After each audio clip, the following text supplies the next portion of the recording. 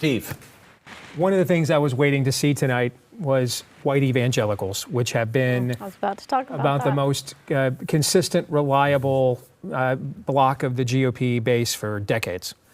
And you know, every Republican that runs, Glenn, gets 78 to 85% of them. Yes. Okay, even Romney, as a Mormon, got 81% of the white evangelicals. Yeah. It's the turnout number you're looking at, all right? And so Romney's percentage was about what Trump received in his two, but his turnout was lower. Yes. Tonight, Trump, only 22% of the electorate are white evangelicals.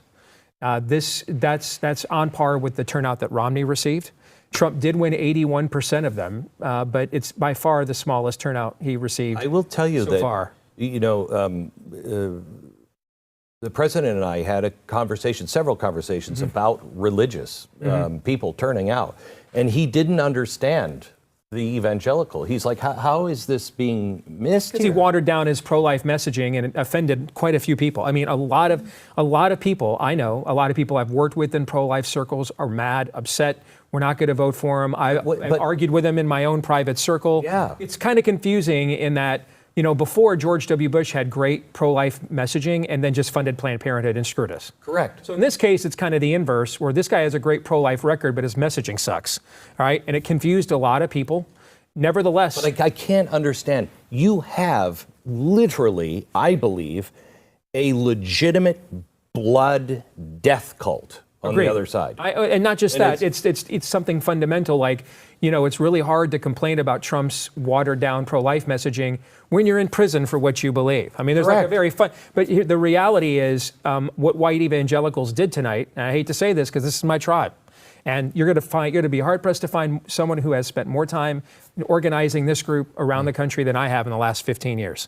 What they did here tonight, because you're watching Trump win a resounding victory without mass turnout from them.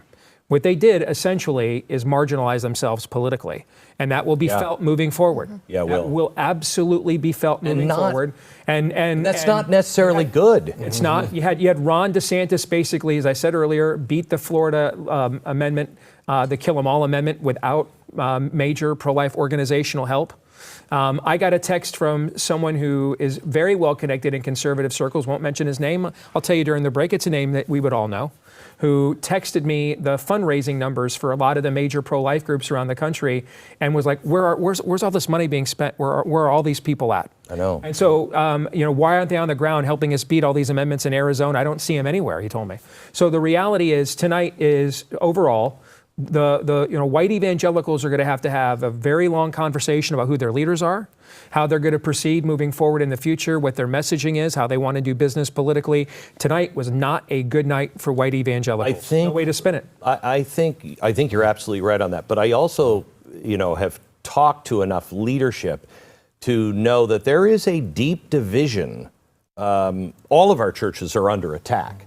The evangelical, you know, the Southern Baptist, all of that is really involved in an internal war right now, where I think a lot of it is just being misguided. You know?